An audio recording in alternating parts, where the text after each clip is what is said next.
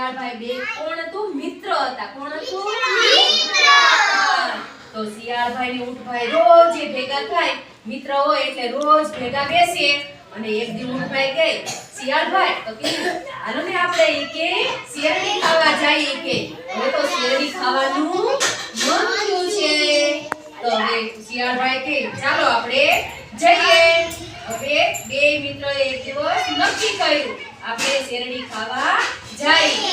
હવે બે મિત્રો ક્યાં જઈલા? શેરડી ખાવા. હવે જાય છે વાડમાં. તો વચ્ચે રસ્તામાં શું આવ્યું? નદી. નદીની અંદર શું હોય? પાણી. પાણી હતું ને તો હવે જાજુ પાણી હતું એટલે ઊંટભાઈ તો ઊંચા હોય એટલે એ ચાલીને વયા જાય, પણ શિયાળભાઈ તો નાના હોય એટલે એ પાણીની અંદર ડૂબી જાય. તો શિયાળભાઈ કહે છે ઊંટભાઈ કે હું એ કેમ આવી છે કે સામે કિનારે?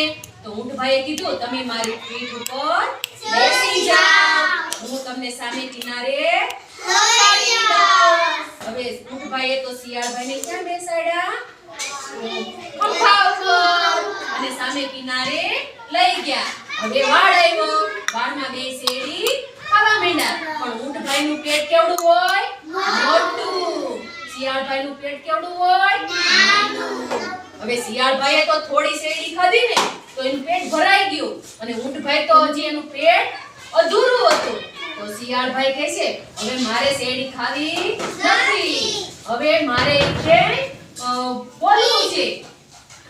હવે ઈ મીંડા બોલવા માંડ્યા ને તો ઊંટભાઈ તો એને વિનવવા માંડ્યા. ઈ કે વિનંતી કરી હો, ઈ કે તમે શિયાળભાઈ બોલો માં, હમણાં ખેડૂત ભાઈ આવી જાય અને આપણને બેયને મારશે. ઈ કે તો કે ના શિયાળભાઈ તો ઊંટભાઈની વાત માન્યા જ નહીં અને માંડ્યા ઈ તો બોલવા માંડ્યા. અને બોલવા માંડ્યા ને તો ખેડૂત ભાઈ જાગી ગયા. ખેડૂત ભાઈ જાગ્યો ને તો પછી આવ્યા હો મૂકો જબર બળીઓ લઈને આવ્યા ને શિયાળભાઈ તો દોડતા વયા ગયા. અને ઊંટભાઈને તો ખેડૂતભાઈએ એટલા માર્યા તો બિચારાના હાડકા ભાંગી નાખ્યા, એટલા માર્યા.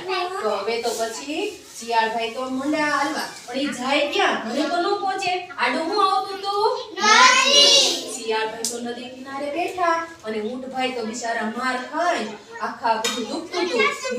ધીમે કરતા નદી કિનારે આવ્યા. શિયાળભાઈ કે ઊંટભાઈ હાલો ઈ કે હું તમારી પીઠ ઉપર બેસી જાઉં, મને સામે કિનારે લઈ જાઓ. ઊંટભાઈ કે વાંધો નહીં, તો હવે બેસી જા મારી પીઠ પાસે. તોય બેસાડ્યો પીઠ ઉપર અને પછી પાણીમાં ઉતર્યા ને તો શિયાળભાઈ કહે છે ઊંટભાઈ કહે છે કે હવે મારે તો ઈ કે નાવું છે પાણીમાં. ઈ કે શિયાળભાઈ કે તો હું ડૂબી જાવી કે તમે ઈ કે નાવમાં ઊંટભાઈ કે પણ ઈ કે ના ઈ કે મેં તને ના પાડી હતી તોય તું બોલ્યો તો ને ઈ કે વાડની અંદર ઈ કે મેં તને કીધું તું બોલમાં તોય તું બોલ્યો તો ઈ કે હવે તો ઈ કે મારે તો આમાં અળબટિયું ખાવું જ છે ઈ કે નાવું જ છે.